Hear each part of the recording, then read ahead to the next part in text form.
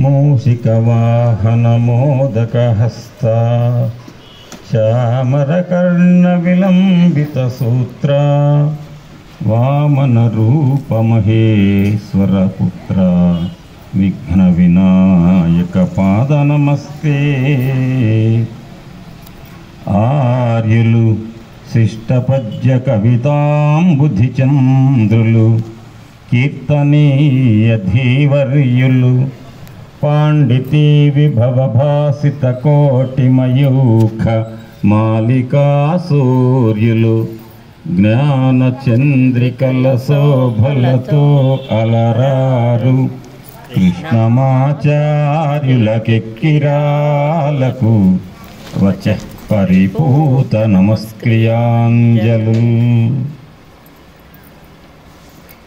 తల్లికి తల్లి అయిన తన తల్లికి తాను తల్లి అయి ధరన్ తల్లులకెల్ల తల్లి అయి తల్లి మమం కరుణింపు మన్నచో తల్లులుగానని మరు తల్లిని సజ్జన కల్పవల్లి మా తల్లిని సన్నుతింతు జనతా ఫలదస్మిత మల్లినంతయుం. కూజంతం రామ రామేతి మధురం మధురాక్షరం ఆర్హ్య కవితాశాఖాం వందే వాల్మీకి కోకిలం. పట్టాభిషేకం అందరి హృదయంలో పెట్టుకోండి. మీరు లోపల మూర్తులను చూసినప్పుడు ఏ శ్లోకం చదివితే ఆ మూర్తుల యొక్క రూపం మొత్తం మీకు భాషిస్తుంది హృదయంలో అనేదాన్ని మీరు ఆలోచించి ఉండండి. ఉపన్యాసం చివరిలో చూద్దాం. వాసుదేవ వాసుదేవ వాసుదేవ వాసుదేవ. ఇటు పట్టాభిషేకం చిత్రాన్ని హృదయంలో పెట్టుకొని ధ్యానంలాగా ఉండి వినండి.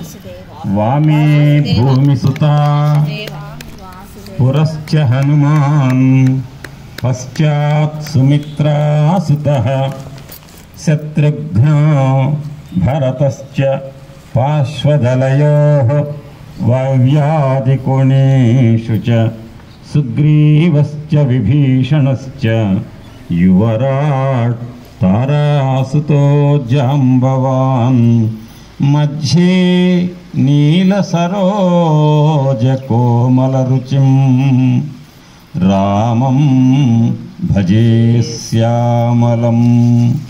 శ్రీరామం భజే శ్యామలం.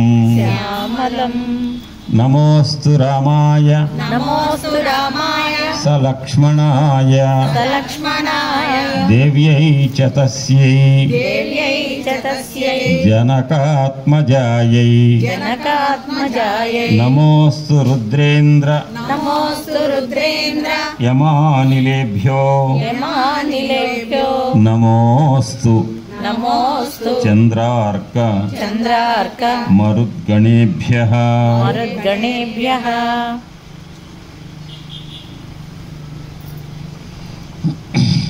వైదేహీ సహితం సురద్రుమతలే హైమే మహామండపే మధ్యే పుష్పకమాసనే మణిమయే వీరాసనే సుస్థితం అగ్రే వాచయతి ప్రభంజనసుతే తత్వం మునిభ్యః పరం వ్యాఖ్యాంతం భరతాభిధి పరివృతం రామం భజే శ్యామలం.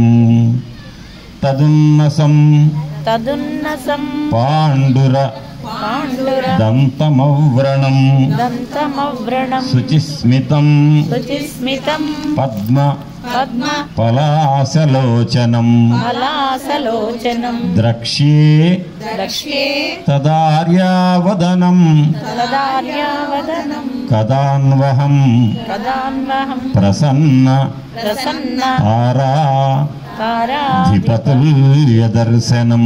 ధిపతుల్య దర్శనం. నిన్నటి రోజున ఈ పవిత్రమైన శ్రీమద్ రామాయణ అంతర్గత సుందరకాండ సప్తాహ ప్రవచన మహాయజ్ఞం. ఎందుకు ఇది మహాయజ్ఞము మీకు నేను చెప్పా. యజ్ఞము అంటే ఇప్పుడు అందరూ రావటానికి ఎవరైతే సమయాన్ని గౌరవించి ముందొచ్చారో వాళ్ళకి నిన్న కథ కొనసాగింపు చేసి కాస్త కొద్దిగా 5 నిమిషాలు లేట్ వచ్చే వాళ్లకు అది చెప్పలేదే అనే మాట రాకుండా గత జరిగిందంట గొప్ప విషయం చెప్తాను, అందరూ గమనించండి. దీన్ని నిన్నగాక మొన్న కూడా మీతో మాట్లాడుతూ 7 రోజుల సుందరకాండ ప్రవచన సప్తాహ యజ్ఞము అని అన్నా. యజ్ఞం అనగానే హోమగుండం, అందులో సమిధలు, అగ్ని, నెయ్యి పోయటం, ఆ అగ్ని పైకి లేవటం, ఇదన్నీ ఉండాలి కదా. ఇక్కడ ఏమైనా ఉన్నాయా? అవి లేదు. మరి ఈ సప్తాహ ప్రవచనాలు అనేదాన్ని యజ్ఞం అని ఎట్లా అనాలి మనము? యజ్ఞం అనగానే వెంటనే గుర్తు రావాలి కదా, నెయ్యి పోయాలి, అగ్ని పైకి లేవాలి. మరి ఈ ప్రవచనాలు 7 రోజులు చెప్పుకున్నదాన్ని యజ్ఞం అని ఎందుకు అన్నాం? ఎందుకంటే మీకే నిన్న మొన్నట్లు చెప్పా, వాక్కు బయటికి రావాలంటే ప్రతి మనిషి యొక్క కింది దవడ, పై దవడ మధ్య నాలుక మథనం చేస్తే అగ్ని వస్తుంది. ఏంట అగ్ని? ఏంట అగ్ని? మాట, వాక్కు. వాక్కు అనే అగ్ని వస్తుంది, అంతే కదా. ఆ వాక్ స్వరూపుడు, అగ్ని స్వరూపుడు ఎవరు? అగ్ని స్వరూపుడు, వాక్ స్వరూపుడు ఎవరు? ఆంజనేయుడు, అంతే కదా. ఆయన ఎక్కడి నుంచి ఎక్కడికి వచ్చాడు? ఎక్కడి నుంచి ఎక్కడికి వచ్చాడు? ఎక్కడికి వెళ్తాడు ఇప్పుడు? ఎక్కడి నుంచి వచ్చాడు అంటే అయోధ్య నుంచి వచ్చాడు. ఎక్కడికి వచ్చాడు? లంకకి. లంకలో ఉన్నది ఎవరు? అందరూ గమనించండి, లేటుగా వచ్చిన వాళ్ళకి అర్థం కాదు, అది పక్కన పెడదాం, ఎందుకంటే మనం ఏం చేయలేం కదా. లంకలో ఉన్నది ఎవరు? సీతమ్మ. సీతమ్మ ఎవరు? మన బంధువు. మీరు నేను అందరం కూడా సీతమ్మ ప్రతినిధులమే. మనందరికీ భగవంతుడు ఎవరు? రామయ్య. ఆ సీతమ్మను రామయ్యకి ఇవ్వటమే సీతా కళ్యాణం. మనం ఎవరి ప్రతినిధులం? సీతమ్మ ప్రతినిధులం. కాబట్టి లంకలో ఉన్న సీతమ్మ ఎవరితో మాట్లాడుతున్నది? నిన్న మొత్తం 10 నెలల బట్టి బాధపడుతున్నటువంటి సీతమ్మ, ఆమె బాధను పోగొట్టిన మహానుభావుడు ఆంజనేయుడు. ఆయన ఏ స్వరూపుడు? ఆంజనేయుడు వాక్ స్వరూపుడు, అగ్నిస్వరూపుడు, అంతేనా. వాక్ స్వరూపుడు, అగ్నిస్వరూపుడు. ఆయన ఏం చేస్తున్నాడు? ఆయన ఏం చేస్తున్నాడు? అమ్మా సీతమ్మ, నువ్వు ఇక్కడ ఉన్నావు కదా, నీ కోరిక ఏమిటి? అమ్మ, లేటుకు వచ్చిన వాళ్ళకి వెళ్ళి అప్పటికే ఉన్నవాళ్ళు ఎవరు చూడకండి, మీకు అర్థం కావడం కోసం చెప్తున్నా. మీ ఇష్టం, అర్థం కావాలనుకుంటేనే వినండి. వాక్ స్వరూపుడు, ఆ వాక్ అంటేనే అగ్ని. అటువంటి అగ్ని తుల్యుడు, అగ్నిస్వరూపుడైన ఆంజనేయుడు లంకలో సీతమ్మను కోరిక అడిగాడు. ఏం కోరిక అడిగాడు? అమ్మా ఏంటమ్మా నువ్వు, నీ ఇబ్బంది ఏంటి? 10 నెలల బట్టి బాధపడుతున్నావు, నీకేంటి నా ఆలోచన? నీ కోరిక ఏంటి? రామయ్య దగ్గరికి వెళ్ళటం, అంతే కదా. నా వీపెక్కు. వీపెక్కమంటే పరాయి పురుషుని ముట్టుకోనుంది. అమ్మ, పరాయి పురుషుని ముట్టుకోకపోతే సరే, నీ యొక్క పాతివ్రత్యానికి నేను మోకరిల్లుతున్నా తల్లి, రామచంద్రుడి భార్యవైన నీకు తప్ప ఇట్లా మాట్లాడేటువంటి శక్తి ఎవరికి లేదు ఈ లోకంలో అన్నాడు సీతమ్మను. అమ్మ, నీ కోరిక ఇది కదా, రామయ్యే రావాలి, రావణాసురుణ్ణే కుటుంబ సమేతంగా చంపాలి, నిన్ను అయోధ్యకు పట్టుకుపోవాలి, అప్పుడు రామయ్య కీర్తి, నీకు మనస్సు ప్రశాంతత. నీ కోరిక అది, అంతే కదా. చెప్పండి, హోమం దగ్గర కూర్చున్న పీటల మీద కూర్చున్న వాళ్ళు బ్రాహ్మడు ఏమడతారు? మీరు దేనికి చేస్తున్నారు? మీ మనవాడి పెళ్లి కుదరాలనే, లేకపోతే ఇంకేమన్నా కోరికలు ఉంటాయి కదా, అడుగుతారు. ఆ కోరికల సంకల్పం చెప్పి మంత్రం చదువుతారు, అగ్నిలో నెయ్యి వేస్తారు, అగ్ని ప్రజ్వరిల్లుతుంది. మనకున్న నమ్మకం ఏంటి? హోమగుండంలో అగ్ని ప్రజ్వరిల్లితే మన కోరికను బ్రాహ్మడు చెప్పే మంత్ర రూపంలో మన కోరిక ఎవరికి చేరుతుంది? దేవతకు.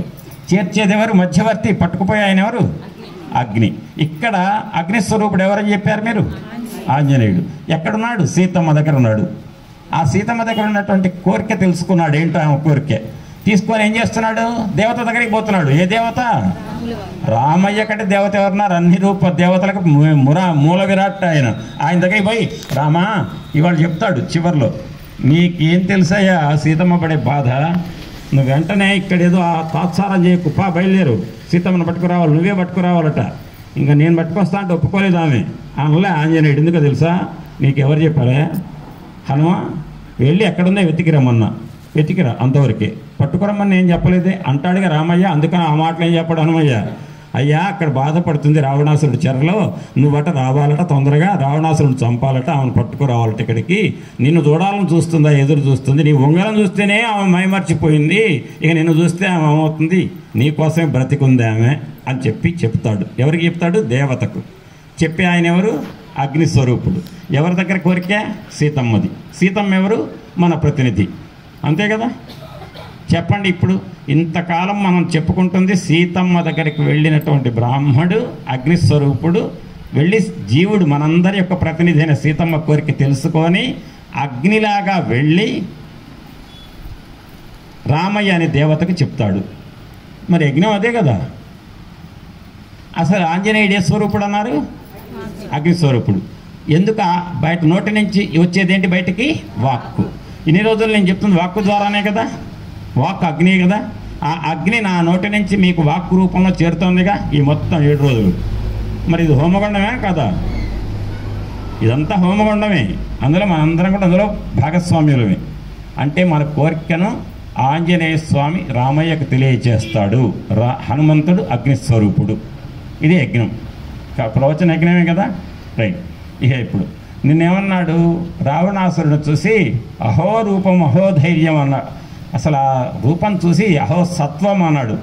ఇంత గొప్ప దివ్యమైనటువంటి తేజస్సు ఈ 3 లోకాలలో ఎవరికి లేదు. ఒక్క పరాయి వాళ్ళ భార్యలను పట్టుకొచ్చే అధర్మం ఒక్కటి కనుక పక్కన పెడితే ఈ రావణాసురుడు ముందు దేవేంద్రుడు కూడా పనికిరాడు అన్నాడు. లోపలికి వెళ్ళాడు. ప్రధానమంత్రిని అడిగాడు రావణాసురుడు. ప్రధానమంత్రి, ఈ వానరుడు ఎవడు ఎందుకు వచ్చాడు అడగమన్నాడు. అడిగేటప్పుడు మా రావణాసురుడు ఏం అండు, నువ్వేం భయపడకు, చెప్పు అంటే నేనేం భయపడలేదులే, నువ్వు చెప్పు ఏం కావాలన్నాడు. ఈయన అడిగాడు. ఆయన చెప్పాడు. ఎందుకు వచ్చానా? మా రామయ్య భార్య ఉంది ఇక్కడ, ఆమె ఉందో లేదో తెలియదు, వెతుక్కోవడానికి వచ్చా, నీ అనుమతి అక్కర్లా, వెతికా, సీతమ్మ ఉంది. నువ్వు పరాయి వాళ్ళ ఆడవాళ్ళని తీసుకురావడం తప్పు కదా. ఆ తప్పు నువ్వు చేయటం తప్పు చేస్తున్నావు, చాలా దెబ్బతింటావని చెప్పడానికి వచ్చాను నేను. ఎందుకు రాక్షసులు చంపానా? ఎందుకు వనాన్ని ధ్వంసం చేశానా? వనం ధ్వంసం చేయకపోతే నువ్వు నన్ను రానివ్వు కదా. నన్ను ఇక్కడ పట్టుకురావాలంటే నీ అంతటి నువ్వు పట్టుకురావాలంటే వన ధ్వంసం చేయాలి, చేశా. మరి రాక్షసులు ఎందుకు చంపావు? నా మీదకి వచ్చారయా గొడ్డలి కత్తులు తీసుకొని, ఆత్మరక్షణ కోసం నేను చంపా, తప్పేముంది? ఓహో, ఇంతకు నువ్వేంటి ఇదేంటి? నీ దూత అనేటువంటి మాట, రామ దూత అయితే దూత ఎంతవరకు ఉండాలి? అంతవరకే ఉండాలి. నువ్వు ఎందుకు చేయకూడనటువంటి దుష్కార్యాలు చేశావు అంటే అప్పుడు చెప్తాడనమాట ఎందుకు వచ్చాను అని చెప్తూ, అహం సుగ్రీవ సందేశాతిహ ప్రాప్తస్తవాలయం రాక్షసేంద్ర హరీశస్వాం భ్రాత కుశలమబ్రవీత్ భ్రాత శృణు సమాదేశం సుగ్రీవస్య మహాత్మనః ధర్మార్థోపహితం వాక్యం ఇహ చాముత్ర క్షమం. లంకకు సుగ్రీవుడు సందేశంతో వచ్చా. మా సుగ్రీవ మహారాజు నీ సోదర తుల్యుడు, నీ తమ్ముడితో సమానం, నీకు చెప్పమన్నాడు, చెప్పడానికి వచ్చా. నిజంగా సుగ్రీవుడు నీ తమ్ముడు వల్ల అన్న వల్ల రావణాసురుడితో నిజంగా సంబంధం లేదు. కానీ నిన్ననే చెప్పా ముగింపులో, సుగ్రీవుడు ఎటువంటి వాడంటే తన భార్యను తన అన్నయ్య అధర్మంగా పెట్టుకుంటే చంపించాడు రాముడితో. నువ్వు కూడా రామయ్య భార్యని ఏమీ చేయటంలే, కానీ ఎత్తుకొచ్చి పెట్టావు, తప్పు. ఎందుకు? రామయ్య భార్య రామయ్యతో కాపురం చేసుకోకుండా అడ్డు వాళ్ళిద్దరిని విడదీసావు కదా, ఆ పాపాన్ని ఒడిగట్టావు. నీది పద్ధతి కాదు. మంచితనంగా కనుక నువ్వు రామచంద్రమూర్తికి సీతమ్మని అప్పచెప్పావా, నువ్వు బ్రతికిపోతావు. లేదంటావా?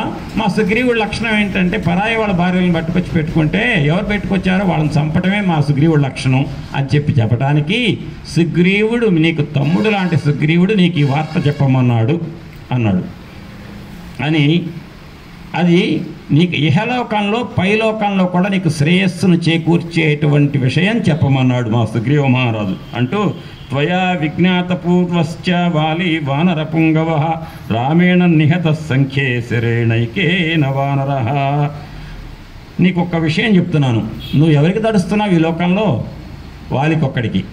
ఆ వాలిని ఒక్క బాణంతో చంపాడు మా రాముడు, గుర్తుపెట్టుకో. అంటే మొదట పెట్టడమే వాడి గుండెలో రైళ్లు పరిగెత్తుగా, వామ్మ వాలి అంటే చచ్చే భయం రావణాసుడికి. అటువంటి వాలిని ఒక్క బాణంతో చంపాడు, గుర్తుపెట్టుకో. ఇక దాన్ని బట్టి నువ్వు నిర్ణయించుకో. రాముడు భార్య నీ దగ్గర ఉంది, ఆ రాముడు వాలిని ఒక్క బాణంతో చంపాడు అనగానే, ఓహో వాలినే చంపాడా, అంతవాడా రాముడు అని అనుకున్నాడు. వైనతేయ సమా కేచిత్ తత్రాన్లోపమా. మా సుగ్రీవ మహారాజు దగ్గర లక్షలాది వానర సైన్యం ఉన్నారు, నేను అందులో ఒకడినే. నా సుగ్రీవ మహారాజు దగ్గర నేనున్నా నీ వానరుడిగా సైన్యం. ఆ సైన్యం వానరులలో కోతులలో ఎటువంటి వాళ్ళంటే వైనతేయ సమా కేచిత్ తత్రాన్లోపమా. కొంతమంది గరుత్మంతునంత పరాక్రమంతో వెళ్ళగలుగుతారు, కొంతమంది వాయువేగంతో వెళ్ళగలుగుతారు. ఆకాశంలో ఎగరగలిగేటువంటి గొప్ప గమనం కలిగిన వాళ్ళు ముగ్గురు: ఆంజనేయుడు, వాయుదేవుడు, గరుత్మంతుడు. నేను ఆంజనేయుడిని, నాలా చాలామంది ఉన్నారు. గరుత్మంతులాగా చాలామంది ఉన్నారు. వాయుదేవుడిలాగా పరిగెత్త ఆకాశంలో ప్రయాణం చేయగలిగే వాళ్ళు చాలామంది ఉన్నారు. అంటే అహంతు హనుమన్ నామ మారుత సౌరససుత, ఔరసపుత్రుడిని నా పేరు హనుమంతుడు. సీతాయాస్తు కృతే తూర్ణం శతయో జనమాయతం. సీతమ్మని అన్వేషించడం వెతకటం కోసం నేను 100 యోజనాల సముద్రం దాటి వచ్చాను నేను అని చెప్తూ, తద్భవాన్ దృష్టధర్మార్థ తపకృత పరిగ్రహ పరదారాన్ మహాప్రాజ్ఞ నోపరోద్ధుం తుమర్హసి. నువ్వు ఎంతో గొప్ప తపస్సు చేశావు. నిన్ను లోకం ఏమనుకుంటుందంటే గొప్ప శివభక్తుడు అనుకుంటుంది. నిజంగా రావణాసుడు శివభక్తుడు కాదు. శివభక్తుడిగా బలవంతంగా తప్పని పరిస్థితుల్లో శివుని ఆరాధించడం మొదలుపెట్టాడు. మీకు అంతకుముందే చెప్పా. కైలాసాన్ని పైకి లేపాలని ప్రయత్నిస్తే శివుడు బొటని వెళ్తూ నొక్కితే 20 చేతులు ఇరుక్కుంటే పెద్ద ఏడుపేడిస్తే అప్పుడు ఎందుకులే ఏడుస్తున్నాడని ఏడవటంలో సామగానాన్ని కూడా గానం చేశాట రావణాసురుడు.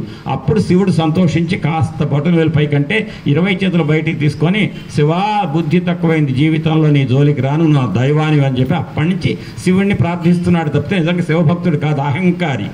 వాడి కోరికకే వాడు భక్తుడు. అటువంటి నువ్వు తపస్సు చేశావు, శివారాధన చేస్తున్నావు. 3 కాలాలలో పొద్దున సంధ్య, మధ్యాహ్నం సంధ్య, సాయం సంధ్య, 3 సంధ్యల్లో కూడా శివారాధన చేస్తావు. అటువంటి నీకు ఇతరుల భార్యలు ఎత్తుకురావచ్చా? అన్యాయంగా ఎంత తప్పు, చాలా తప్పు చేశావు. నహి ధర్మ విరుద్ధేషు బహ్వపాయేషు కర్మసు మూలఘాతిషు సజ్జంతే బుద్ధిమంతో భవద్విదాః. ధర్మశాస్త్రానికి విరుద్ధం ఇతర భార్యల్ని నువ్వు చాలా గౌరవంగా చూడాలి. అటువంటిది ఆ ధర్మశాస్త్రానికి విరుద్ధంగా పరాయివాడి భార్యను అపహరించుకొచ్చి నువ్వు అనుభవిస్తున్నావు. అటువంటి తప్పులు నువ్వు చేసింది నీ మూలానికే విచిత్తి. ఇటువంటి దుష్కృత్యాలు నీ వంటి బుద్ధిమంతులు, నువ్వు నీ బొట్టు కట్టు చూస్తుంటే నువ్వు పెద్ద శివభక్తుడు అని చెప్పుకుంటుంది లోకం. అటువంటి నీకేం దుర్బుద్ధి ఇది? ఇతరుల భార్యలు తేకూడదు. అంతేకాదు, కశ్చ లక్ష్మణముక్తానాం రామకోపానువర్తినాం శరణామగ్రత స్థాతుం శక్తో దేవా అసురేష్వపి. క్రుద్ధులై కోపంతో కనుక రామలక్ష్మణులు కనుక బాణాలు ప్రయోగిస్తే ఎదురుగా ఆ బాణాలకు నిలబడే ధైర్యం ఈ లోకంలో రాక్షసులకు దేవతలకు ఎవరికీ లేదు. నువ్వేదో రాక్షస రాజు అనుకుంటున్నావు. దేవతలకు రాక్షసులకు ఎవ్వరికీ రామలక్ష్మణుల ధనుస్సు నుంచి వెలువడే బాణాలకు ఎదురుగా నిలబడలేరు. నచాపి త్రిషు లోకేషు రాజన్ విద్యేత కశ్చన రాఘవస్య వ్యలీకం యః కృత్వా సుఖమవాప్నుయాత్. రామలక్ష్మణులకు చెడు తలపెట్టి కీడు తలపెట్టి ఒక తప్పు చేసి, తప్పంటే ఏ తప్పు? ఆస్తి కొట్టేయటం కాదు, ఎలక్షన్లో ఓడగొట్టడం కాదు, భార్యను పట్టుకొచ్చావు. అంతకంటే కీడు ఇంకేముంది రాముడికి నువ్వు తలపెట్టేది? మామూలు కీడు తలపెట్టినా కూడా వాడు ఈ 3 లోకాలలో వాడి సుఖం 0. వాడికి సుఖం ఉండదు, ఇక నిద్ర ఉండదు, ఆహారం ఉండదు, అయిపోవటమే. కాబట్టి ఈ 3 లోకాలలో ఎవడైనా రామలక్ష్మణులలో ఎవరికి కీడు తలపెట్టినా వాడు ఈ 3 లోకాల్లో వాడు సుఖం అనుభవించలేడు, 0. మీరు అనొచ్చు, మరి అనుభవిస్తున్నాడుగా సార్ ఇప్పటివరకు అని. ఇంకొంచెం సేపు ఆగితే తెలుస్తుంది. తత్ త్రికాలహితం వాక్యం ధర్మ్యమర్థానుబంధి చ మన్యస్వ నరదేవాయ జానకి ప్రతిదీయతాం. నీకు 3 కాలాలలో జరిగిన భూతకాలం, జరుగుతున్న వర్తకాలమానం, రాబోయే భవిష్యత్ కాలాలలో కూడా నీ హితం కోరి చెప్తున్నాను.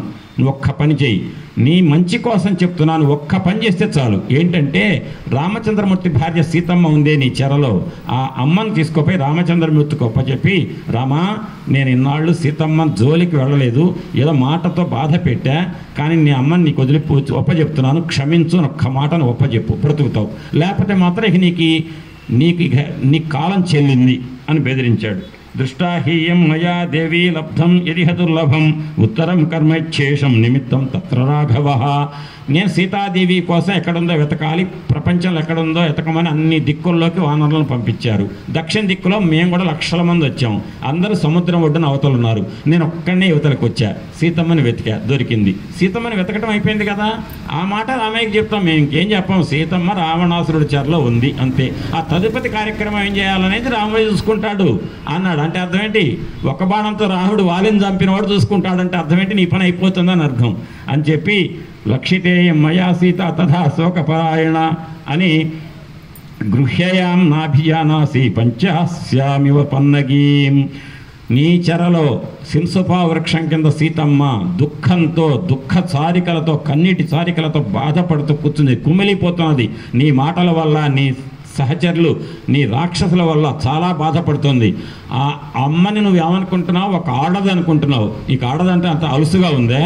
ఎవరనుకున్నావేమే? 5 పడగల సర్పం నీ విషం ఎక్కించి నీ ప్రాణం తీయడానికి సిద్ధంగా ఉన్నా 5 పడగల సర్పం అనుకో అని చెప్పాడు. నేయం జరయితుం శక్య సాసురైరమరైరపి విష సంసృష్టమత్యర్థం భుక్తమన్నమి ఓజస. ఎవరన్నా సరే అన్నం మంచిగా ఉడికింది, మెత్తగా సరిపడా తింటే అరుగుతుంది. ఒకళ్ళు ఉడకలేదు, బియ్యం బాగా పలుగ్గా ఉంది, అరుగుతుందా? అరగదు. ఉడకని అన్నమే అరగదే, విషం తింటే అరుగుతుందా? అరగటం ఎక్కడ? పైకి అరగటమే, అంతే కదా. అంటే పైకి జరగటం అది. అట్లాంటిది విషం తింటే ఎంత అరుగుదల ఉన్నవాడికైనా, ఎంత అరుగుదల ఉన్న కాలేయం ఉన్నవాడైనా, వాడు మానడ బియ్య పన్నం తిని అరిగించుకోగలిగేటువంటి పుష్టి ఉన్నవాడైనా విషం దాగి ఒక చెంచా అరిగించుకోగలుగుతాడా? అరిగించుకోలేడుగా. అట్లనే ఈ సీతమ్మను నువ్వు దక్కించుకోవటము అంటే విషాన్ని అరిగించుకోవటం అంత కష్టం, అది అయ్యేది కాదు.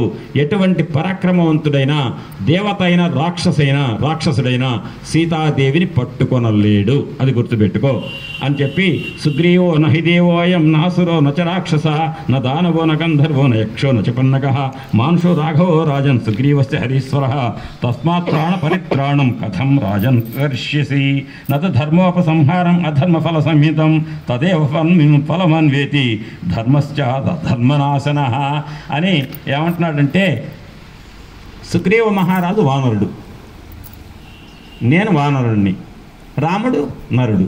గుర్తుపెట్టుకో. అంటే రాముడు దేవతలు కాదు, రాక్షసుడు కాదు, దానవుడు కాదు, గంధర్వుడు కాదు, యక్షుడు కాదు, నాగజాతి వాడు కాదు.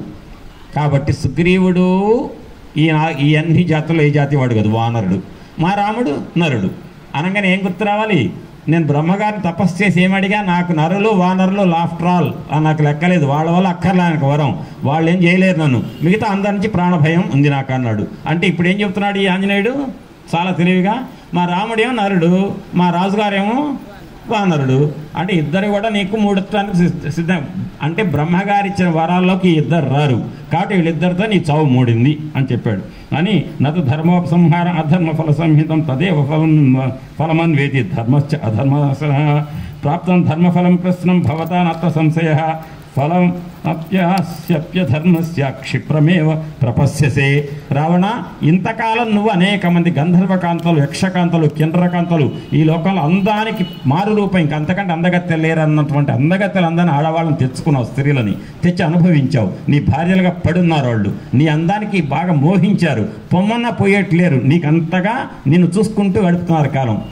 ఎందుకంటే నువ్వు ఎప్పుడో చేసిన ధర్మం అంతా ఆ ఫలం అనేదాన్ని అనుభవించావు, అయిపోయింది నీ ధర్మఫలం మొత్తం. ఇక నువ్వు ఎప్పుడైతే సీతమ్మను పట్టుకొచ్చావో నీ అధర్మపు ఖాతా మొదలైంది. అంటే ధర్మం అనుభవించి మంచి పనులు చేయడం ద్వారా, పుణ్యం ద్వారా సంపాదించినటువంటి మంచిలా ఆ పుణ్య ఫలితాలన్నీ అనుభవించావు. కానీ సీతమ్మని పట్టుకొచ్చిన క్షణాన నీ ధర్మం పుణ్యఫలాల యొక్క అనుభవించేటువంటి ఖాతా మొత్తం అయిపోయింది. అధర్మ ఫలితం అనుభవించడం సిద్ధమయ్యావు. ఇక నీకు రాబోయేదో చెడు కాలమే అని చెప్తూ, ధర్మం అధర్మం చేయటం ద్వారా పాపం ప్రాప్తిస్తే దానికోసం ఏదో అభిషేకాలు చేస్తాను పుణ్య ఆ పాప ఫలితం పోవాలని ప్రయత్నిస్తే పోదు. అధర్మమే ధర్మమే. ధర్మం సంబంధించిన కథ అనుభవించావు, అధర్మాన్ని ఇప్పుడు రావాలి. అందుకే మీకు కథల్లో చెప్తుంటారు, చచ్చిపోయినటువంటి వాళ్ళని ముందు దేనికి తీసుకెళ్తారు? స్వర్గమో నరకమో. అక్కడ అయిపోయిన తర్వాత ఎక్కడికి వస్తాడు? ఒకటి అయిపోతే ఇంకో దానికి. అంతే తప్ప నువ్వు బాగా ఎక్కువ పుణ్యాలు చేసావట, పుణ్యాలు 100 చేసావు, పాపాలు 50 చేసావు, కాబట్టి నరకానికి 50 పోక్కర్లా, ఇక్కడ 50 కట్ చేస్తాం, 50 సుఖాలు అనుభవించు అనరు. 100 పుణ్యాలు అనుభవించు, 50 నరకాలు అనుభవించు. ఎక్కడికక్కడే లెక్క. అంతే తప్ప సపరేట్ దానికి ఒకదాని బదులు ఒకటి బదులు తెచ్చుకోవటం ఉండవు, 2 అనుభవించాల్సిందే. జనస్థానవధం బుద్ధ వాలివధం తథా రామసుగ్రీవ సఖ్యం చ బుద్ధ్యస్వ హితమాత్మనః. నీకు ఒక్కటి నీ హితం గురించి ఆలోచించి చెప్తున్నా, నీ మంచి గురి ఆలోచించి. ఏంటంటే జనస్థానంలో 14,000 మంది రాక్షసులను పెట్టావు. ఆ 14,000 మంది రాక్షసులని ఎవరు చంపారో నీ చెల్లి శూర్పణఖ వచ్చి చెప్పిందిగా. అన్నయ్య నా చెవు ముక్కు కోశాడు ఎవడంటే తరుణవు రూప సంపన్నవు సుకుమారవు మహాబలవు పుండరీక విశాలక్షవు శ్రీకృష్ణాజనాంబరవు. నీ చెవులు ఎవరు కోశారు చెప్పవే, ఎందుకు ఆ రక్తం ఓడుతుంది అంటే, అన్నయ్య అందగాడన్నయ్య, జగత్తుకే అందగాడన్నయ్య, నీ అందం పక్కన పెట్టేవారు అంటే తర్వాత చెప్పింది. ఎప్పుడు అంటే రాముడు గుర్తొస్తే అందమే చెప్పాలి తప్ప నా చెవులు కోసింది ఆయన తమ్ముడు అని చెప్పలేకపోయింది. ఆ రాముడు రూపం చూడగానే ప్రతి వాళ్ళకి ఏం గుర్తొస్తుంది? ఆయన అందమే గుర్తొస్తుంది. జగదానంద కారకుడు కదా ఆయన, జగత్తుకే ఆనందాన్ని కలిగించేవాడు. కాబట్టి అటువంటి రామచంద్రమూర్తి తన భార్య సీతమ్మ స్త్రీ కాబట్టి ఎక్కడ కంగారు పడుతుందో అని లక్ష్మణస్వామి తమ్ముడిని తన భార్యకు ఆలంబనంగా, మీ అమ్మ మీ వదినని కాస్త చూడవయ్యా భయపడుతుంది అంటే, అన్నయ్య నేను వస్తానయ్యా 14,000 మంది ఉన్నారుగా, కాస్త చేర్సగం పంచుకుందామంటే, ఏ అక్కర్లా 14,000 మంది నేను చూసుకుంటాను, నువ్వు వెళ్ళు అని చెప్పేసి పంపించాడు. సీతను తీసుకొని అక్కడ ఉండు, జాగ్రత్తగా చూడమను, నేను చంపేస్తా అని చంపాడు. అట్ట జనస్థానంలో 14,000 మందిని చంపింది ఎవరు అనుకున్నావు? రాముడే. అంటే వామ్మో ఇవన్నీ వీడికి భయం ముట్టాలి రావణాసుడికి. అది అయిపోయిన తర్వాత 4 రకాల గజం ఏనుగు బలం, గుర్రాలు, పదాతి దళం, రథం, 4 రకాల సైన్యం ఉంది. అయితే సీతాదేవిని అపహరించి ఎవరైతే తన వశంలో పెట్టుకున్నాడో అటువంటి అపహరించినటువంటి శత్రువుని హతమార్చి తీరుతాడు రామచంద్రమూర్తి. దానికి సిద్ధమై ఉన్నారు భల్లూక అంటే ఎలుగుబంట్లు, జాంబవంతులు జాతికి చెందినటువంటి వాళ్ళు, వానరులు అంతా కూడా అని. నువ్వు ఆ రామచంద్రమూర్తికి కీడు తలపెట్టిన వాడు గనక సాక్షాత్తు దేవేంద్రుడే అయినా సరే ఆ దేవేంద్రుడు కూడా జీవించి ఉండలేడు, సుఖం దక్కదు. ఎవరు? దేవేంద్రుడు అంటే దేవతలకు అధినాయకుడు. ఆయన అయినా సరే మార్గాలు ఆయన కూడా తప్పించుకోలేడు రామచంద్రమూర్తి నుంచి అని. నువ్వేమనుకుంటున్నావయ్యా? ఏమనుకుంటున్నావు? సీతమ్మ అంటే ఒక ఆడదనుకుంటున్నావా? కాల సర్పం, ఈ లంకకే కాలనాగు. నీకు ఆ కాలనాగు నీ మెడకు నువ్వే తగిలించుకున్నావు, ఎవరికి తగిలించలే. సీతమ్మని ఎవరు తెచ్చారు? ఆయనే తెచ్చుకున్నాడు. ఆ సీతమ్మ ఎవరు? కాలనాగు. కాలనాగు ఏం చేస్తుంది? కాటు వేస్తుంది, ప్రాణం తీస్తుంది. యాం సీతేత్యభిజానాసి ఏయం తిష్టతి దే గృహే కాలరాత్రి ఇది తాం విద్ధి సర్వలంకా వినాశినీం. సకల లంకను భస్మీపటలం చేయటానికి సీతమ్మ కాలనాగు. ఎట్టొచ్చింది ఆ సీతమ్మని? ఎవరో తెచ్చి నీ నెత్తిన పెట్టలే కాలనాగుని. తదలం కాలపాసేన సీతా విగ్రహ రూపిణ. సీతమ్మ రూపంలో, సీతమ్మ అనే రూపంలో, దివ్యమంగళ విగ్రహ రూపంలో శిశుపా వృక్షం కింద ఆ 1000 స్తంభాల వేదిక దగ్గర ఉన్నాం. ఎవరనుకున్నావు? ఆ రూపంలో ఉంది కాలనాగి. ఎట్లొచ్చింది? తదలం కాలపాసేన సీతా విగ్రహ రూపిణ స్వయం స్కంధావసక్తిన. నీ స్వయంగా నువ్వే పెట్టుకున్నావు కాలనాగుని, ఎవరో తెచ్చిపెట్టలా. నీకు పెడితే ఫలానాడు పెట్టాడు నాకేం తెలుసయ్యా అనొచ్చు. నువ్వు తెచ్చిపెట్టుకున్నావు ఒళ్ళు కొవ్వి. స్వయం స్కంధ అవసక్తేన క్షేమమాత్మని చింత్యతాం. నీ క్షేమం ఆలోచించుకో. ఆ కాలనాగుని ఇక్కడ ఉంచకు. ఇక్కడ ఉందా కాలనాగు? రామయ్య దగ్గరికి వెళ్ళిందా? జగదేక సుందరి జగన్మాత. ఆ జగన్మాత నీ దగ్గర ఉన్నప్పుడు అధర్మంతో ఉన్న వాడి దగ్గర ఉంటే కాలనాగు. దీనికి భాస్కర్ రామాయణంలో భాస్కరుడు చెప్తాడు, నీ కంఠార్పిత కాలపాశము శిరో నిర్ఘాతపతంబు లంకౌక సంచయ కాళరాత్రి గళబద్ధోదగ్రకారాహి కన్యాకారాగత మృత్యువు జనక కన్యన్ వేగరప్పించి లోకైకత్రాణి రామునింగనము నీకీ బుద్ధి కాకుండినన్.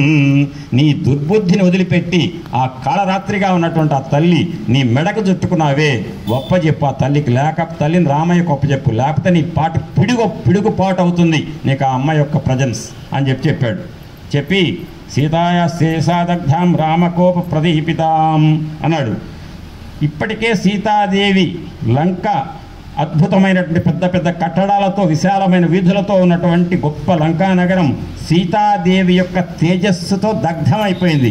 సీతాదేవి తేజస్సు అమ్మా ప్రణిపాత ప్రసన్నాహి మైథిలి జనకాత్మజ అలమేష పరిత్రాతం రాక్షస్సో మహతో భయాత్ అని, అమ్మా నువ్వే నాకు తల్లి దిక్కు అని చెప్పి ప్రణిపాతం చేసిన వాళ్ళనే కాపాడుతుంది. నీలాంటి దుర్మార్గులు ఆమెను బాధ పెడుతున్నారే, ఆ బాధ పెట్టే వాళ్ళ పట్ల తన తేజస్సు ఎట్లాంటి అగ్నిలాగా వెళ్తుంది, దహించి వేస్తుంది. ఇప్పటికి నీకు తెలవకుండానే లంకని దహించి వేసింది. నీకున్న తేజస్సు మొత్తం నీ తేజస్సును దహించేసింది. ఇక లంకకు చెడు రోజులు దాపురించినాయి. తర్వాత రామచంద్రమూర్తి వచ్చాడంటే ఆయన కోపపు జ్వాల గనక, ఆయన కోపం గనక ఇక్కడ పడిందో, సీతమ్మ ఇక్కడున్న జాడ నేను పోయి రామయ్యకు చెప్పాను, రాముడు కోపించాడనుకో, ఆ కోపపు జ్వాలలు కిష్కింధానగరం నుంచే లంక మీద పడతాయి, అప్పుడు లంక తగిలపడిపోతుంది అని అంటున్నాడు. అంటే అరే రావణ కొద్దిసేపట్లో లంక తగలబడుతుంది ఆయన, రామయ్య భార్య ఉందని తెలిసింది కదా, నువ్వు అన్యాయానికి పాల్పడ్డావని తెలుసు కదా, అయిపోయింది, నీ పని అయిపోయింది. నువ్వు గనక నీ లంక మంచిగా ఉండాలనుకుంటే సీతమ్మని రామయ్య చెప్పు అని భోగాన్ దారాశ్చ లంకాంచ మా వినాశంపానయ సత్యం రాక్షస రాజేంద్ర శృణుష్వ వచనం మమ రామదాసస్య దూతస్య వానరస్య విశేషత. ఇక్కడ ఎంత విచిత్రంగా మాట్లాడుతున్నాడు ఆంజనేయ స్వామి. నేను రామచంద్రమూర్తి బంటును, ఆ రామచంద్రమూర్తి అనుగ్రహంతో నేను ఏమైనా చేయగలుగుతా ఈ లోకంలో. ఇప్పటికే చేశాడుగా, మొత్తం 80,000 మందిని 100 మందిని 7 సేనాధిపతుల్ని మంత్రిపుత్రులు అందరినీ తొలగించేశాడుగా నిమిషాల్లోనే. ఏమైనా చేయగలుగుతా, నేను దూతను, నీకు హితోపదేశం చేయవలసిన బాధ్యత నాకుంది. నేను వచ్చాను రామచంద్రమూర్తి ఇట్లా అని చెప్పకుండా నేను దొంగచాటుకు వెళ్ళి, ఓ రామ అక్కడ లంకలో ఉంది సీతమ్మప్ప, ముందు వాడి మీద ఒక బాంబు వేసిరా అని చెప్పేసి నేను చెప్పి దొంగతనం చేయాల్సిన అవసరం లేదు. నీకు మర్యాద వార్నింగ్ ఇస్తున్నా.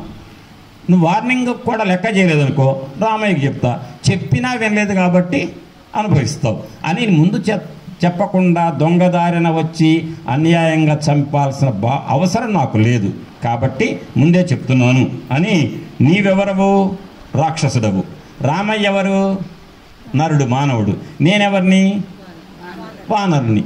నాదేమన్నా క్యాస్ట్ ఫీలింగ్ ఉందా నాకు? నేను వానరుణ్ణి, నువ్వు వానరుడు కాదు, రామయ్య వానరుడు కాదు. రామయ్య ఒక జాతి, నువ్వు ఒక జాతి, నేను ఒక జాతి. కాబట్టి నేను ఎవరిని? న్యూట్రల్ జడ్జిని. అంటే నేను నా కులం ఫీలింగ్తో నేను ఏదో జడ్జిమెంట్ ఇట్లా, నీకు వార్నింగ్ ఇట్లా, నా వాడేం కాదు ఆయన. ఆయన నరుడు, నేను వానరుని, ఆయనకు భక్తుని అంతవరకే. కానీ ఇక్కడ నాకు భక్తుడా, గురువా, శిష్యుడా, దైవమా కాదు. నువ్వు అధర్మంతో ఉన్నావు, ఆయన ధర్మానువర్తి, ఆయన ధర్మ మార్గంలో ఉన్న ధర్మస్వరూపుడు రాముడు. నువ్వు అధర్మాన్ని నీ జీవితంగా ధ్యేయంగా పెట్టుకొని నడుస్తున్న వాడివి. కాబట్టి నీకు నేను ఏ పక్షపాతం లేకుండా చెప్తున్నాను, సత్యవచనం చెప్తున్నా, ఇది జరిగి తీరుతుందని చెప్తున్నా, నీ జాగ్రత్త, నీ ఇష్టం అని చెప్పి సర్వాన్ లోకాన్ సుసంహృత్య సభూతాన్ సచరాచరాన్ పునరేవ తథా స్రష్టుం శక్తో రామో మహాయశః.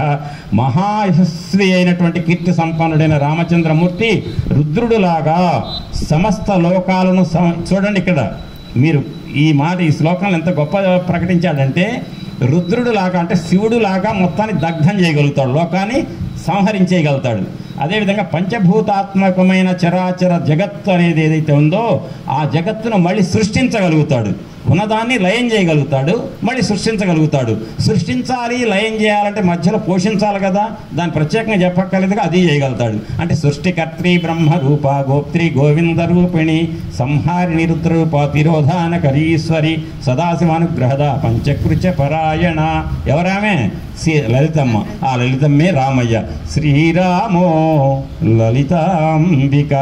ఆ రామయ్యే లలితమ్మ.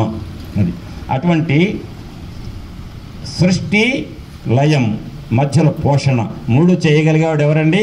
సృష్టి స్థితి లయాలు చేయగలిగేవాడు ఎవరంటే పరబ్రహ్మం, పరబ్రహ్మతత్వం. అది టాప్ అంతకు మించి దైవం లేదు అని చెప్పి సర్వభూతేషు సర్వత్ర సర్వకాలేషు నాస్తి సహా యో రామం ప్రతియుధ్యేత విష్ణుతుల్య పరాక్రమం చెప్తున్నాడు. ఈ వాల్మీకి ఆగదనమాట. ఆయన విష్ణుతో సమానమైన శక్తి కలిగినవాడు అంటే ఈయనే విష్ణు అని చెప్తే బాగోదు. రామచంద్రమూర్తి నరుడు అంటేనే రావణాసురుడు చంపగలుగుతాడు కాబట్టి నరుడు అనే విషయాన్ని చెప్పాలి తప్ప దేవుడు అనే మాట బయటికి చెప్పకూడదు కాబట్టి ఏమన్నాడు, ఈ దేవతలలో, అసురులలో, విద్యాధరులలో, గంధర్వులలో, నాగులలో, సిద్ధులలో ప్రాణులు ఎవ్వరూ కూడా విష్ణుతుల్య పరాక్రముడు విష్ణుమూర్తితో సమానమైన పరాక్రమం కలిగినటువంటి రామచంద్రమూర్తిని యుద్ధంలో ఎవ్వరూ కూడా ఎదిరించ సమర్థులు కారు అని చెప్పి దేవాశ్చ దైత్యాశ్చ నిశాచరేంద్ర గంధర్వ విద్యాధరనాగ యక్షా రామస్య లోకత్రయనాయకస్య స్థాతుం న శక్తాః సమరేషు సర్వే బ్రహ్మ స్వయంభూ చతురాననో వా రుద్రస్థితి శ్రీనేత్రస్త్రిపురాంతకో వా ఇంద్రో మహేంద్ర సురనాయకో వా తాతుం న శక్తా ఇది రామవధ్యం.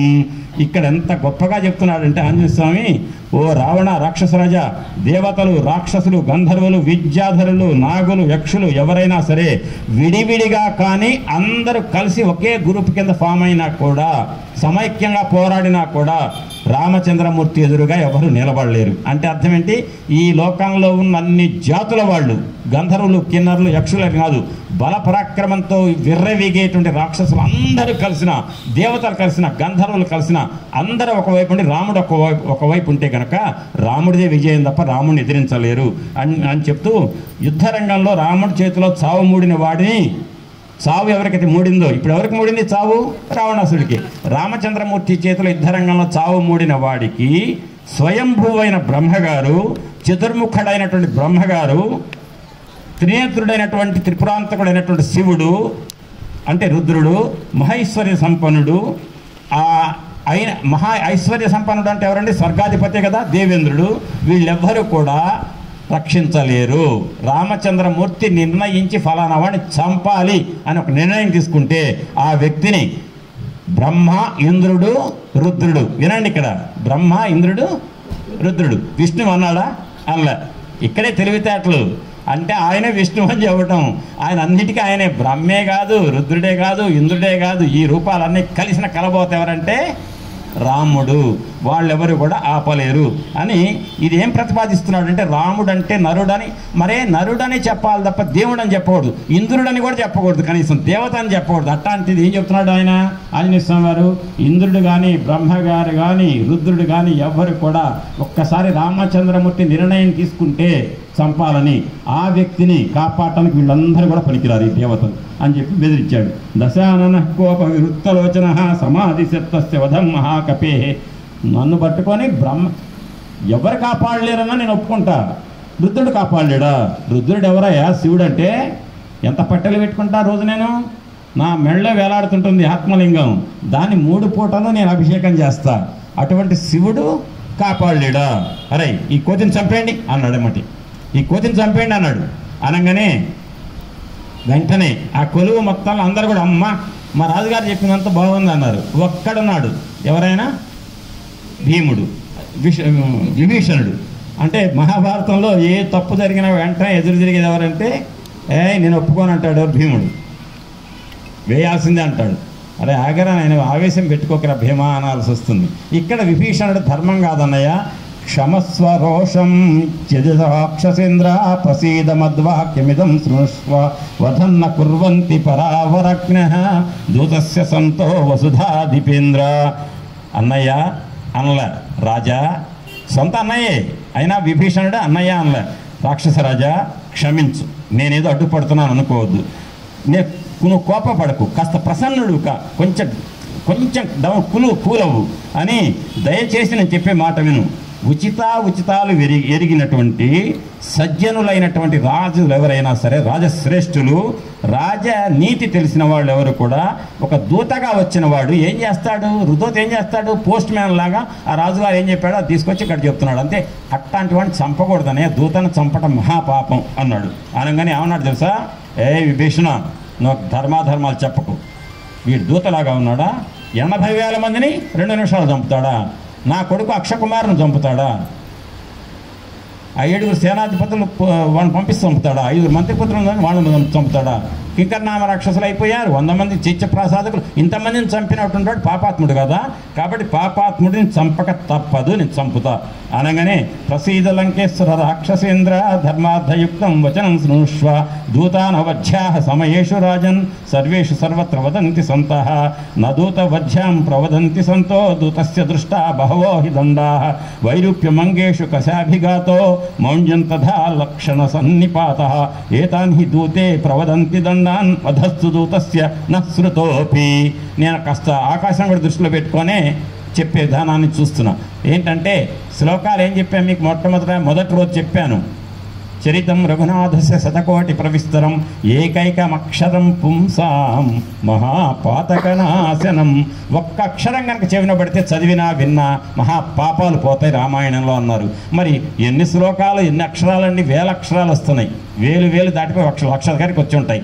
కాబట్టి ఇందులో చెప్పింది ఏంటంటే, అన్నయ్య మహారాజా, ధర్మార్థయుక్తమైనటువంటి ధర్మంతో కూడుకున్న వచనం నేను చెప్తున్నా విను. ఏంటంటే ఏ కాలములో ఏ దేశంలో ఎట్టి పరిస్థితుల్లో కూడా దూతగా వచ్చిన వాడిని చంపకూడదు. ఇది నియమం, అది ధర్మం, ధర్మశాస్త్రం చెప్తోంది. అంతేకాదు ఈ వానరుణ్ణి కనుక చంపితే మనకు ఒక నష్టం ఉంది అన్నయ్య అన్నాడు. ఏంట్రా నష్టం? ఏం లేదు, ఈయన చంపుతాం. ఇంత గమాశక్తి కలిగిన వాడు మళ్ళీ అట్నుంచి వస్తాడని మనకు తెలియదు, నమ్మకం లేదు. మరి మన రావణాసురుడు అంటే మామూలు వాడు కాదు. ఏమనుకున్నా ఆయన దగ్గరికి వెళ్తే చాలు ఏదైనా చేస్తాడని భయం పుట్టాలంటే ఈ కోతికి మనం ఏదో శరీరంలో ఒక భాగాన్ని కోసి పంపించేద్దాం. అప్పుడు వీడు విలగలా కొట్టుకుంటూ వెళ్తాడు అక్కడికి. రామా, నీ మాట విని నీ భార్య కోసం వెళ్ళి నా శరీరంలో ఒక ముక్క కట్ చేశాడయ్యా, ఇది నాకు పట్టిన గతి, ఏపో ఇక నుంచి నీ కార్యం మీద ఎవరు వెళ్ళరు అని చెప్తాడు. అప్పుడు రావణాసురుడు అంటే ఏంటి తెలుస్తుంది అన్నయ్య అంటే, ఓ ఇదేదో బాగుంది రోయ్. మనం ఎందుకంటే ఈయన చంపామనుకో, ఈయన చంపిన సంగతి వార్త అవతలి తెలియదుగా, సముద్రం అవతలు మనం పోయి చెప్పాం కదా.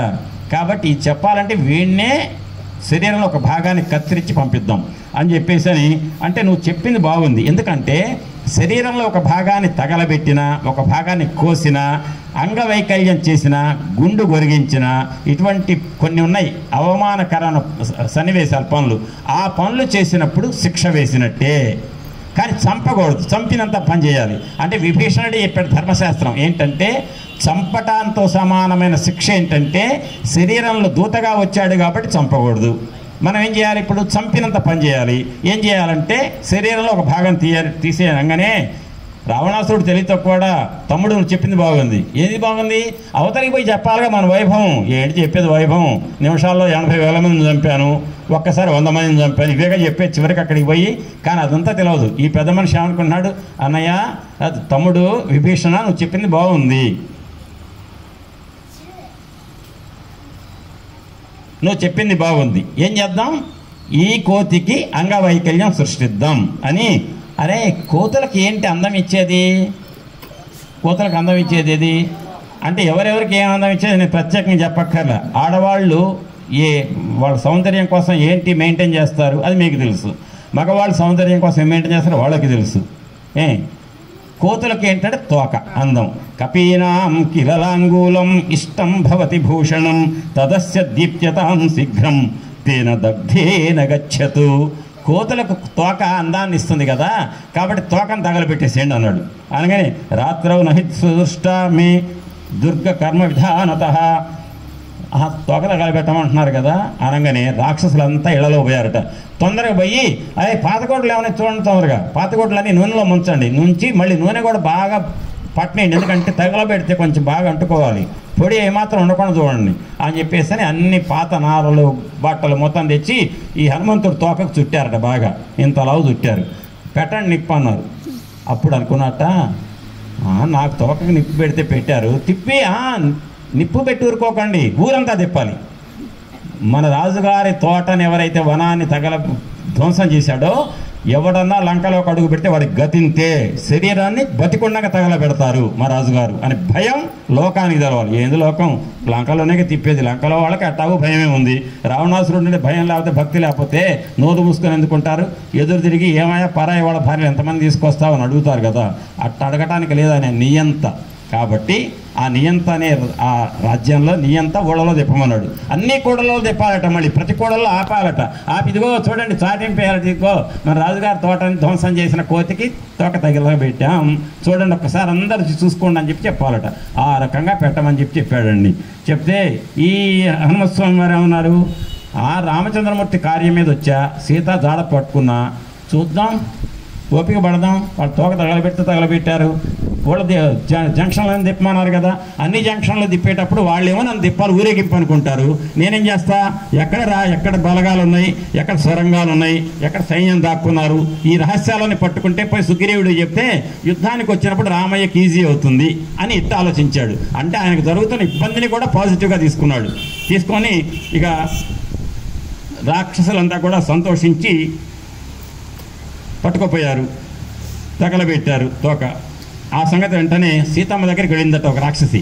సీత ఇందాక ఎర్రమూతి కోతిని ఇట్లా కిసకిసలాడింది, ఆ కోతిని మా రాజుగా తగలబెట్టించాడు, తోక తిప్పుతున్నాడు అనగానే ఆ అమ్మట రావణాసురుడు తనను ఎత్తుకొచ్చే రోజున ఎంత బాధపడిందో అంత బాధపడిందటండి. అయ్యో నా కోసం రామదూత హనుమంతుడు వస్తే హనుమంతుడు తోకను తగలబెట్టించాడా ఈ దుర్మార్గుడు అని వెంటనే అగ్నిదేవా, నేను పతివ్రతనైతే రామచంద్రమూర్తే కనుక నేను ఇన్నాళ్ళు 10 నెలలు కూడా పరాయి వాడి పంచన ఇక్కడ చెట్టు కింద ఉన్నట్టు దాన్ని నా మీద అనుమానం లేకుండా పతివ్రతనే, నా పాతివ్రత్యం ఏ చెడలేదు అనే మాట రాముడే నమ్మినట్టయితే, నాకు రాముడి యందు ప్రేమ ఉన్నది నిజమైతే, రాముడికి ఇంకా నా యందు ప్రేమ ఉన్న మాట నిజమైతే అని ఇన్ని మాటలు చెప్పిందండి. చెప్పి అదే నిజమైతే అగ్నిదేవా, ఈ హనుమంతుడి తోకకున్న నిప్పైనటువంటి నువ్వు హనుమంతుడికి మంట పుట్టకుండా ఉంచుగాక అని అడిగింది.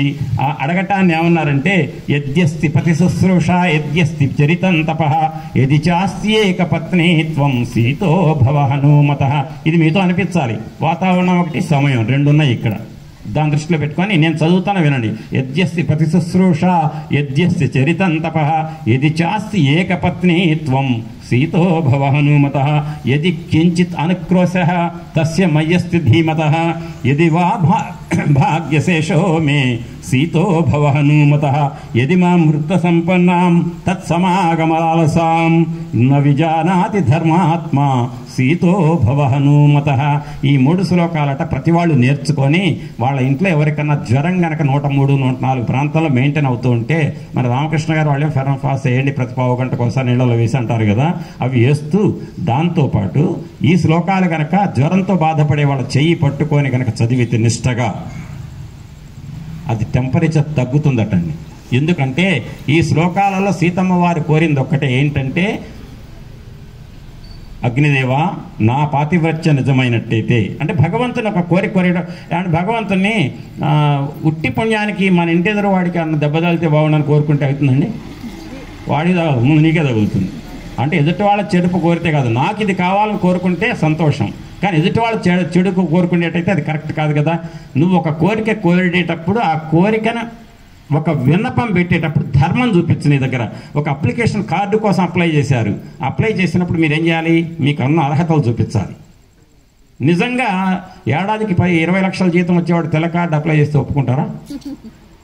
దొంగ సర్టిఫికెట్లు పెట్టారనుకోండి, ఏడాదికి 2 ఏళ్ళు బయటపడుతుంది కదా. అంటే అప్లై చేసే దాంట్లో శాంక్షన్ కావాలంటే మీరు ఉన్న అర్హతలన్నీ పెట్టాలి. అది మన ప్రభుత్వంకే మనం అటువంటి పెట్టాలంటే అసలు ప్రభుత్వం ఎవరండి? జన్మలు లేకుండా చేసి మోక్షం ఇచ్చే ప్రభుత్వం ఒకటి ఉంది కదా, భగవంతుడి ప్రభుత్వం. ఆ ప్రభుత్వం అనేది ధర్మం అనేది ఒకటి నడుస్తుంది కదా, ధర్మం చూపించి దేవతలను కోరికలు కోరాలి. ఇక్కడ సీతమ్మ ఏమంది, నేను ఎన్నాళ్ళు బాధపడుతున్నా ఒక ఆడ మనిషిని అయ్యండి రావణాసురుడు చేరలో, కాబట్టి నేను చెప్పింది వినండి, నేను పడుతున్నాగా బాధ, ఇంకొక ఆయన ఎందుకు, కాబట్టి ఆయన ఇబ్బంది పెట్టదు, ఆయన ఆంజనేయ స్వామి విడిచి అట్ట అంటలేదు కదా సీతమ్మ. నేను ధర్మాత్మురాలనైతే, నేను పతివ్రతనైతే, నా పాతివ్రత్యాన్ని రామచంద్రమూర్తి నమ్మినట్లయితే, రామచంద్రమూర్తి నా రాక కోసం ఎదురు చూస్తున్నట్లయితే, నేను రాముడి యందు నాకు గనక నిజమైన అనురాగం ఉన్నట్లయితే, నేను రామచంద్రమూర్తి త్వరలో కలుసుకోబోతున్నది నిజమైనట్టయితే, అగ్నిదేవా ఆంజనేయ స్వామి తోక మీద ఉన్న నువ్వు ఆంజనేయ స్వామికి ఇబ్బంది కలిగించకుండా చల్లగా ఉండేట్టు చూడు అనగానే, ఆంజనేయ స్వామి వారి తోకకు అన్ని గుడ్డలు చుట్టి నూనెల్లో ముంచి తగిలిస్తే ఆయనకి ఏసీ మిషన్ పెట్టినట్టు ఉందట ఆయనకి. ఆ మాట వాల్మీకి మహర్షి రాశాడు. వేసి మంచు గడ్డ గనక మంచు ముక్కలన్నీ గుడ్డలు మూట కట్టి దాన్ని చుడితే ఎట్లుంటుందో తోకకి చల్లగా ఉంటుంది, అట్టున్నదట. అంటే దీన్ని బట్టి ఏం చెప్తారు? సీతమ్మ నోటి నుంచి వచ్చిన మాటలన్నీ నిజమనే కదా. అంటే సీతమ్మ పవిత్రురాలు, పతివ్రత, ఆమెని రామచంద్రమూర్తి ఎదురు చూస్తున్నాడు, ఈమె రామచంద్రమూర్తి కోసం చూస్తుంది, రామచంద్రుడు ఈమె కోసం చూస్తున్నారు, ఆ ఇద్దరు సమాగం జరగబోతోంది. ఇదంతా నిజమైనట్టయితేనే అన్నది. ఇది ఎప్పుడైతే ఆంజనేయ స్వామికి మంటలేదో వెంటనే సీతమ్మ యొక్క మాటలన్నీ నిజమని తెలిసినాయి అని సరే అనుకున్నాడు ఈయన. ఆంజనేయ స్వామి ఈ సీతమ్మ ఈ విన్నపాలు చేస్తుందని తెలియదు కదా, ఆ సంగతి ఎక్కడ తెలియదు. వీళ్ళు రాక్షసులు పట్టుకొని తోకలు నిప్పెట్టి బజార్లో ఏమైనా తిప్పుతున్నారు. ఒక రాక్షసుడు పోయి చెప్పాడు, రాక్షసు పోయి చెప్పింది ఎవరికి? సీతమ్మకు. అప్పుడు సీతమ్మ ప్రార్థించింది అగ్నిదేవుణ్ణి. అది అగ్నిదేవుణ్ణి ప్రార్థించే సంగతి హనుమయ్యకి తెలియదు. కానీ హనుమయ్య ఏమనుకుంటున్నాడు? రామకార్యం మీద వస్తుంటే సముద్రం మీద మైనాక పర్వతం పెద్దది వచ్చి అడ్డం వస్తేనే, మైనాక నాకు ఆతిథ్యం వద్దయ్యా, నేను సీతాన్వేషణ కోసం వెళ్తున్నాను కాబట్టి కొంచెం అవకాశం ఇవ్వు, నేను మళ్ళీ వచ్చి కలుస్తా అంటే తప్పకుండా అని మైనాక పర్వతం సహకరిస్తే అగ్నిదేవుడు సహకరించడా? సీతాకార్యం మీద రామకార్యం సీతాన్వేషణ మీద వెళ్తున్నాడు అని సీతాయాశ్చ అనుశంస్యేన తేజస రాఘవస్య చ పితుశ్చ మమ సఖ్యేన నమాం దహతి పావకః. తర్వాత రామచంద్రమూర్తి తేజ ప్రభావం వల్ల కాస్త నాకు చల్లగా ఉంది, వేడెక్కలే. రామచంద్రమూర్తి తేజస్ ప్రభావమే ఇది, రామకార్యం మీద వచ్చాను. అంతేకాదు మా తండ్రి గారు ఎవరు? వాయువు. అగ్ని ఎవరు? పంచభూతాలలో ఒక ఆయన అగ్ని, ఒకడు వాయువు, ఒకడు నీరు, ఒకడు భూమి, ఇంకోడు ఆకాశం. ఈ 5గురు పెద్ద మంత్రులే కదా. మరి మా నాన్నగారు ఒక మంత్రే వాయువు, అగ్ని ఒక మంత్రి, వాళ్ళిద్దరు ఫ్రెండ్షిప్ ఉన్నదా క్యాబినెట్లో? కాబట్టి ఓహో మా తోటివాడే కదా, మా తోటి వాయువు కొడుకే కదా, అందుకని నేను ఎందుకు ఆయన మీద చూపించాలా అంటే సీతమ్మ ప్రార్థించిందని తెలియదు. మా నాన్నగారు ఏదో కోరి ఉంటాడు పాపం, అంటే మా ఫ్రెండ్ కొడుకే కదా అని చెప్పి మా నాన్నగారు రిక్వెస్ట్ చేస్తారు, అతి ప్రభావం వల్ల చల్లగా ఉంటుంది అనుకున్నాడు. అది అయిపోయింది. లేదంటారా? రామచంద్రమూర్తి తేజస్సు ప్రభావం, మా నాన్న అంతవరకు ఎరుకోలే, రామచంద్ర కార్యం మీద, రాముడు కార్యం మీద వచ్చా కాబట్టి రామచంద్రుడు తేజస్సు వల్ల అని ఇక ఆ తోక మండుతున్న దాన్ని తిప్పుకుంటూ అప్పుడట అగ్నిదేవుడట తోకకు ఉన్నప్పటికీ కూడా తోక చుట్టూ ప్రదక్షిణం చేస్తున్నట్ట. అది అగ్నిదేవుడు. అంతే తప్ప తోకని అంటుకొని మంట పుట్టించట్ల. అందుకని ఏసీ మిషన్ పెట్టినట్టుగా ఉంది. యో హ్యయం మమలాంగూలే దీప్యతే హవ్యవాహన అస్య సంతర్పణం న్యాయం కర్తుమే భృగృహోత్తమై. మన ఇంటికి వస్తే ఏమంటాం? ఆయన్ని వచ్చినాన్ని టైంకి ఏదో వస్తాడు, ఏమంటారు? అతిథి. అతిథికి ఏం పెట్టాలి? భోజనం పెట్టాలి. 10 మంది అతిథులు వచ్చినా భోజనం పెట్టాలి కదా. నేను ఈ ఊళ్ళోనే విన్నా, తులసమ్మ గారే మొన్న అంటున్నారు, ఏమంటే ఏదైనా టైంకి వస్తే వాళ్ళకి భోజనం పెట్టాలి కదండి అని.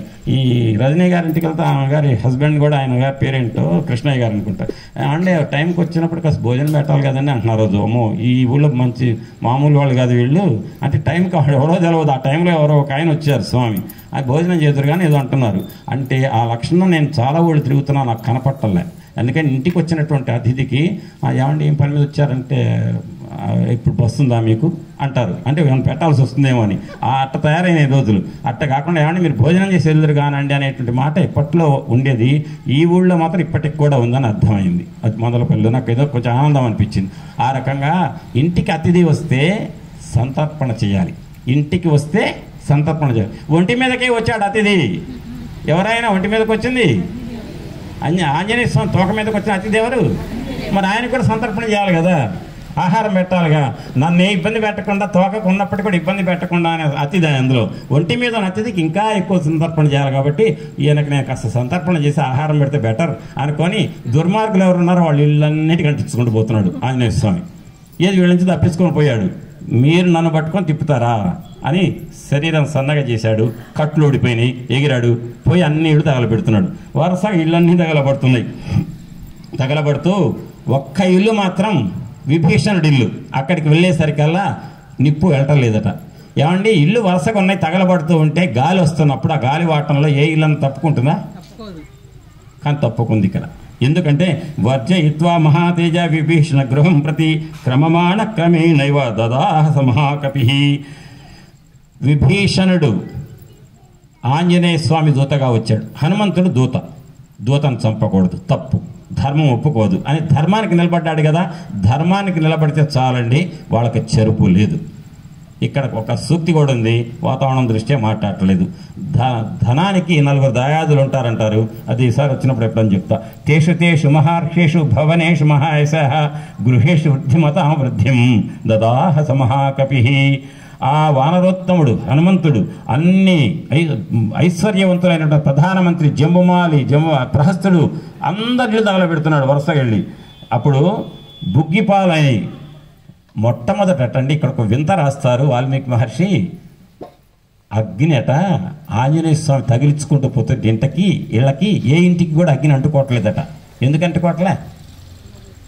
ఏ ఆంజనేయ స్వామి తొక్క పెద్ద నిప్పు ఉంది, ఆ నిప్పుతో ఇల్లు తగలబెట్టి అంటిస్తుంటే అంటుకోవట్లే. ఎందుకు అంటుకోవట్లే? ఏయ్ అగ్ని ఆగు! ఎవరు ధిక్కరించేవాడు, ఎవరు ఎదిరించేవాడు, గట్టిగా ఆర్డర్ వేసేవాడు? రావణాసురుడు. సూర్యభగవానుడా తీక్ష్ణ కిరణాలు ఇవ్వద్దు అని చెప్తే ఆగాలి. అట్ట పంచభూతాలను దిగ్దేవతలను దేవతలందరినీ కూడా అదుపులో పెట్టుకొని గడగడలాడేట్టు చేస్తున్నవాడు ఎవరంటే రావణాసురుడు. ఆయన ఏమంటాడో, ఎందుకంటే ఇంక ఎలక్షన్లు ఇంకో నెల ఉన్నాయిగా, ఈ లోపల మళ్ళీ ఆయన లేనిపో కేసు పెడితే అని భయంతో ఆ ముఖ్యమంత్రి గారి గురించి మాట్లాడే ధైర్యం చేయరు. నీ ఎంత కనుకైతే రిజల్ట్స్ వచ్చినాయి, ప్రభుత్వం పడిపోయింది అనగానే ఆయనకు వ్యతిరేకంగా ఎన్ని స్టేట్మెంట్లను ఇస్తారు. కానీ ఒక్క ధర్మాత్ముడు మాత్రం ఎలక్షన్లు 6 నెలలు ఉన్నాయనగానే ఇవి చేసేది ధర్మంగా లేదు, నేనైతే మారుతున్న పార్టీ అంటాడు. అంటే ధైర్యంగా నిలబడేవాడు. ఈ విభీషణుడు, ఈ అగ్నిదేవుడు అనే దేవత అయిపోయిందిలే, రావణాసురుడి పని అయిపోయిందిగా, ఇక వాడు యుద్ధంలో పోయే టైం వచ్చింది అని చెప్పేసి రెబల్ ఎదురు తిరుగుబాటు ఏం చేశాడంటే, నీ రావణాసురుడు చేసేది అంతకంటే పెద్ద ఉంది మాకు సీతమ్మ, రేపు గెలవబోయేది ఆమె, రామయ్య గెలుస్తాడు, అధికారం ఎవరి చేతికి వస్తుంది? రామయ్య, ఆయన భార్య ఏమో. కాబట్టి ఆమె ఏమన్నది, పెట్టు నీకెందుకని ఉంది. అంటే అగ్ని ఆంజనేయ స్వామికి మంట పుట్టొద్దు కానీ దుర్మార్గుడు ఇల్లు తగలబెట్టమని చెప్తుందిగా. ధర్మం ఉంటే తగలబెట్టకు, మంట పుట్టకుండా చెయ్యి. అధర్మం ఉంటే తగలబెట్టు. ఇప్పుడు అధర్మాలతో కూడుకున్న వాళ్ళ ఇల్లు తగలబెట్టడానికి అగ్ని ముందు భయపడ్డాడు. కానీ రావణాసురుడు వల్ల భయపడిన అగ్ని సీతమ్మ గుర్తు రాగానే మన పర్లేదు, ఇంకొక నెల ప్రభుత్వం మారితే సీతమ్మేగా మనకి సుప్రీం, ఆమెగా రాష్ట్రపతి అని పంట పెట్టేశాడు. ఇళ్ళన్నీ తగలబడిపోయినాయి. అయిన తర్వాత ఆ తగలబడుతున్నప్పుడు రకరకాల రంగులు వచ్చినాయటండి. అందులో ఆ రకరకాల రంగులు వచ్చినాయి అనే మాట ఒక్క మాట చాలు, అంతవరకు వినేయండి. వజ్రి ఇక్కడ వినండి జాగ్రత్తగా. ఇక్కడ వాల్మీకి చెప్తున్నాడు ఎవరు హనుమ అంటే, ఆ తగలబెడుతున్న దాన్ని ఋషులంతా చూస్తున్నారట. ఆహా, లంకని రావణాసురుడు పరిపాలనలో ఉన్న లంకలో ఉన్న ఇళ్ళని ఒక్క వానరుడు తగలబెట్టాడా? ఎవడ్రా? 100 మంది రాక్షసులు కలిసిన, 1000 మంది కలిసినాడు రావణాసురుడు వెంట వంక చూడలేరు. కన్నెత్తి కనుక చూస్తే కళ్ళు పీకుతారు, అక్కడ గుడ్లు పీకేస్తారు. అటువంటి నియంత రావణాసురుడు ఆ లంకలోకి వెళ్ళి ఒక మాట అంటాం కాదు, ఇళ్ళు తగలబెడుతున్నాడు. ఆ మంత్రులందరివి, రావణాసురుడు అనుయాయులందరూ ఇళ్ళు తగలబెడుతున్నాడా అంటే ఆ వానరుడు ఎవరు అంటే అని ఋషులు అనుకుంటున్నారట ఆకాశమండలంలో. వినండి ఎంత గొప్ప శ్లోకాలో. అన్ని శ్లోకాలు చెప్పడం అయిన తర్వాత మీరే చెబుతారు కానీ, లేకపోతే నేను చెప్తా ఏంటో.